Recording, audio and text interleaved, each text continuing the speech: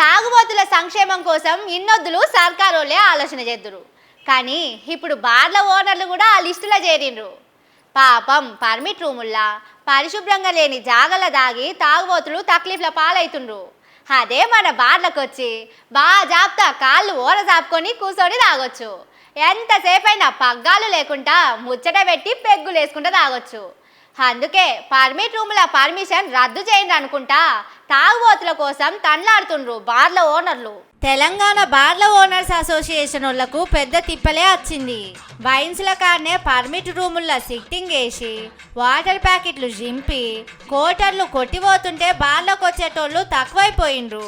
మాకు గిరాకీ లేక సీసల మీద దుమ్ము దులుపుకునుడైతుంది. కోట్లు కమాయించొచ్చని లక్షలు పెట్టి బార్ల లైసెన్స్ తీసుకుంటే బోర్ల పడ్డట్టు అవుతున్నది మా పరిస్థితి. అందుకే దయచేసి పర్మిట్ రూమ్లను తీపియండ్రి, బార్లను బతికిండ్రి, తాగుబోతులను మా బార్లకు మలుపుండ్రి, మా జేబులు నింపుండ్రని హాప్కారోళ్ళ ఆఫీసు ముంగట బ్యానర్లు పట్టుకొని నిరసనకు దిగిండ్రు బార్ల ఓనర్లు.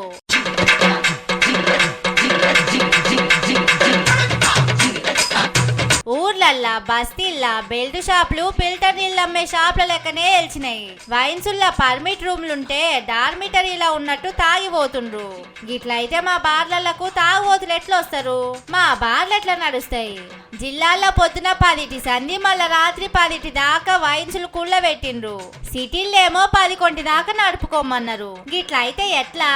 మా బార్లకు ఆమ్దాని రాకుంటే మీ ఆప్కారోళ్ళ కూడా ఆమ్దాని రాదు, చూసుకోండి. మళ్ళా మనమంతా కలిసి కట్టుకుండాలి, తాగుబోతుల జేబులు నింపాలి. కూసుండబెట్టి తాగిస్తే 4 పెగ్గులు ఎక్కువ తాగితే 4 రూపాయలు మీకు వస్తాయి, 2 రూపాయలు మాకు వస్తాయి అన్నట్టే ఆప్కారోళ్ళ ముంగట డిమాండ్ల చిట్టి పెట్టిండ్రు.